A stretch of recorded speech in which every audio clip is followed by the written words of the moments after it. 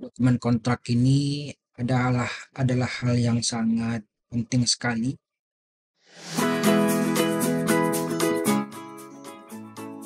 Bismillahirrahmanirrahim. Assalamualaikum warahmatullahi wabarakatuh. Salam sehat, sahabat Rokap. Bertemu kembali dengan saya, Marwendi, di channel YouTube Biro Pelengkapan.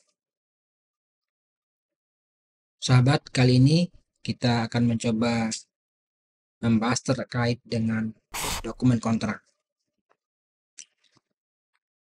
Sama kita ketahui, sahabat, bahwa dokumen kontrak ini adalah hal yang sangat penting sekali bagi pelaksana pekerjaan, terutama bagi kontraktor sebagai pedoman mereka dalam melaksanakan pekerjaan, bagi PPK sebagai bahan untuk pengendalian, bagi kalau untuk konstruksi untuk konsultan, misalnya konsultan pengawas sebagai pedoman untuk mengawasi pekerjaan konstruksi ya. Kalau untuk belanja barang, terus belanja konsultansi misalnya, itu adalah pedoman bagi kontraktor untuk konsultan atau penyedia untuk melaksanakan pekerjaan. Sahabat, sering kami temukan bahwa kontrak ini di lapangan ya, di saker-saker yang sedang melaksanakan pekerjaan, terutama konstruksi sepertinya, ini banyak tidak lengkap ya, karena mungkin hanya surat perjanjian saja dan itu sudah jadikan dokumen kontrak katanya. Jadi ini mungkin persepsinya mungkin kita samakan lagi ya. Kami ngambil dari format surat perjanjian nih, seperti ini. Ini sesuai dengan pasal 4-nya dokumen kontrak, ada 2 ayat di situ ya, ada 2 poin terkait dengan kelengkapan dokumen kontraknya dan juga hierarkinya ya. Kita coba lihat sahabat, terkait dengan kami ambil contoh ya dari format surat perjanjian konstruksi ya. ini standar LKPP sepertinya. Kita kembali ke pasal 4 tadi sahabat. Pertama di ayat 1-nya berbunyi kelengkapan dokumen-dokumen berikut merupakan suatu kesatuan dan bagian yang tidak terpisahkan dari kontrak, terdiri dari adendum kontrak yang apabila ada katanya. Nah, biasanya sahabat, pada saat setelah kontrak ditandatangani dan dilakukan pra-contract meeting, salah satu agenda di situ dimintalah kontraktor menghitung MC0, mutual check 0. Jadi mutual check 0 ini mengibaratkan apakah hasil yang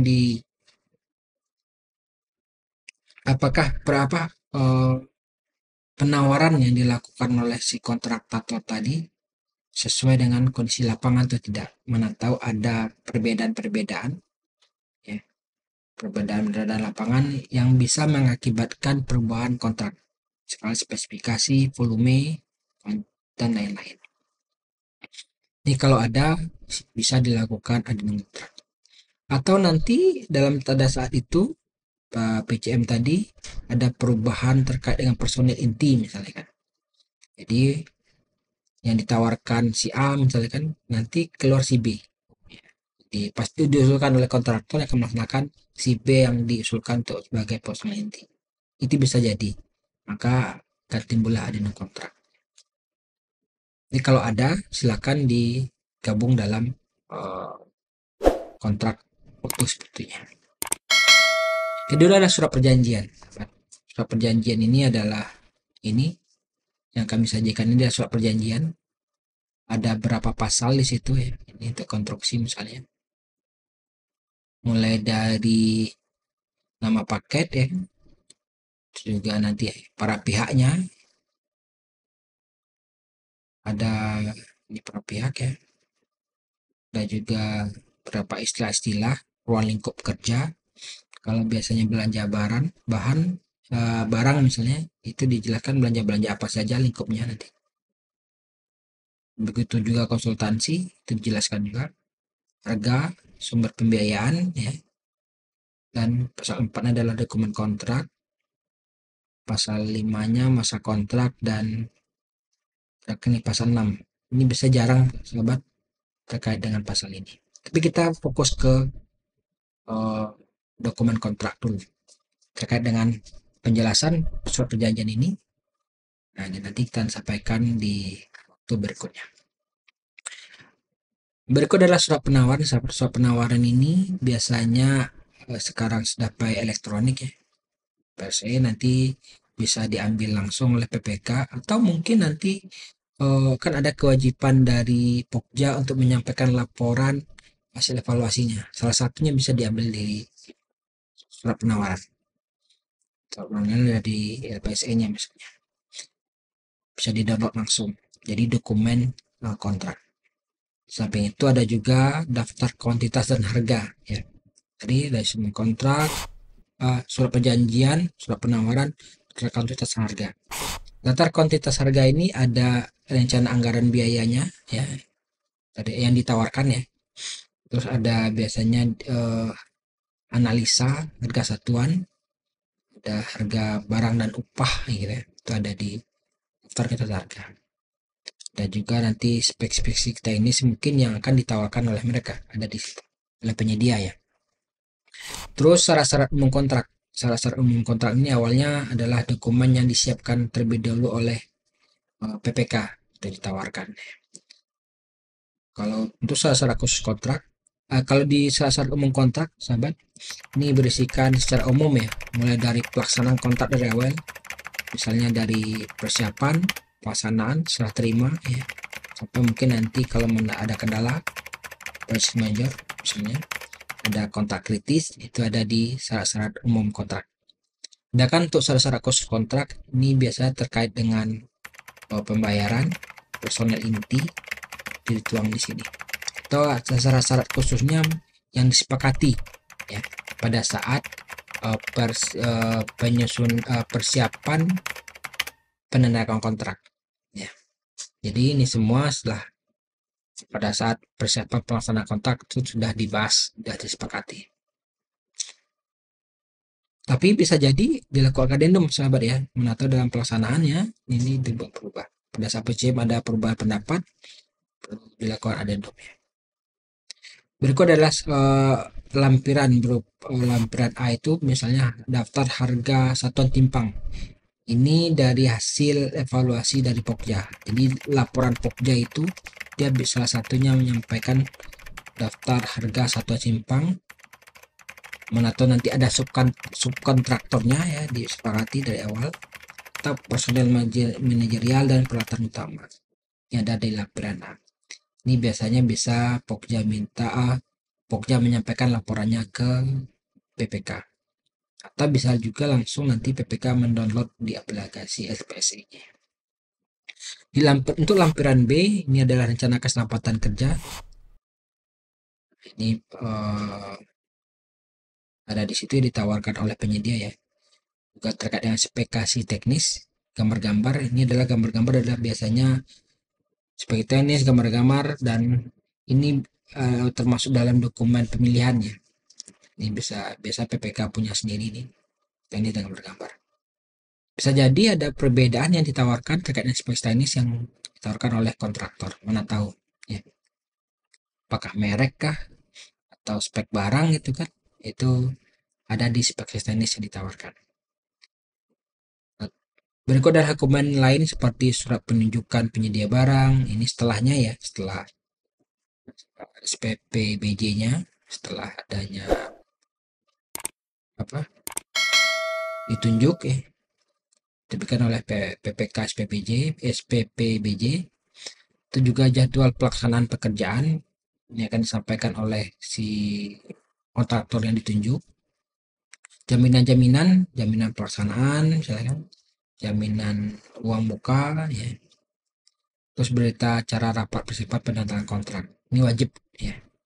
Sebelumnya kami telah membahas terkait ini, persiapan penanda kontrak yang produknya adalah berita acara. Juga berita acara persiapan pelaksanaan kontrak. Sahabat, ini satu dokumen kontrak utuh ya. Kami terus terang banyak mendatangi beberapa sakit kita. Dari 10 misalnya, mungkin ada satu yang lengkap ada, tapi yang 9-nya tidak. Jadi dokumen ini seolah-olah tidak termintasi ya, kalau bahasa hukumnya ya, mencar-mencar, tidak menjadi satu kesatuan atau satuan utuh ini ya, yang diperbanyak dan didistribusikan ke pihak-pihak tadi, baik si kontraktornya dan nanti konsultan pengawasnya. Kalau belanja barang misalnya, itu disampaikan ke penyedianya, atau konsultasi juga disediakan kepada penyedianya. Ini adalah kewajiban PPK dalam hal ini. Dan tidak perlu juga mintakan biaya ke mereka, ke penyedia, karena rata-rata salah satu konstruksi itu biaya untuk belanja bahan ini ya. Bisa menggunakan biaya anotasi pekerjaan. Di ayat 2-nya, sahabat, ini menjelaskan tentang hierarki ya. Hierarkinya itu yang paling tinggi di atas adalah adendum ya. Jadi surat perjanjian kan bisa dirubah, baik waktu, baik biaya, spek kerja, itu urutannya di atas ada adendum.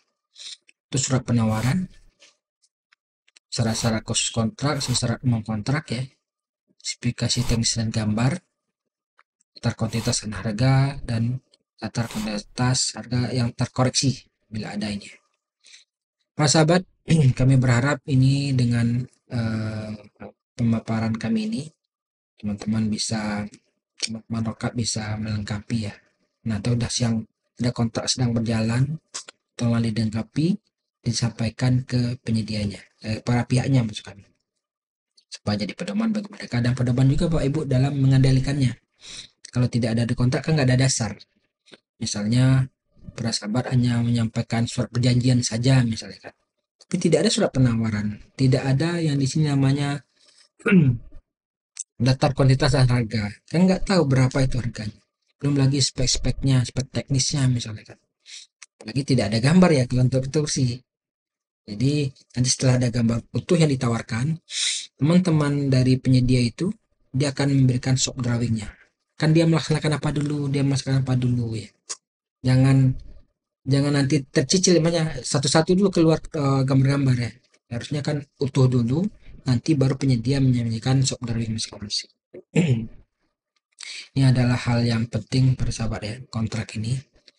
Dan mungkin ke depan ya dengan ada ini bisa jadi diskusi kita bersama, kan bagi teman-teman rokap ya, apalagi yang melaksanakan pekerjaan kontrak tahun ini, terutama di konstruksi. Sekian dari kami para sahabat, kurang lebih kami mohon maaf kalau seandainya ada yang kurang tepat dalam pembahasan kita kali ini. Akan tetapi kami juga berharap ini bisa kita penuhi dalam pelaksanaan ya.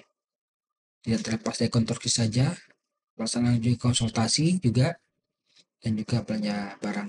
Cuman perbedaannya hanya mungkin terkait dengan gambar-gambar, mungkin gambar ditaruhkan atau dokumen-dokumen seperti jaminan misalnya kan, belanja barang atau barang tertentu mungkin tidak ada, atau belanja konsultasi juga barang tidak ada, misalnya jaminan uang muka itu kadang-kadang tidak ada ya. Tapi kalau misalnya dari awal disepakati sih bisa saja ya.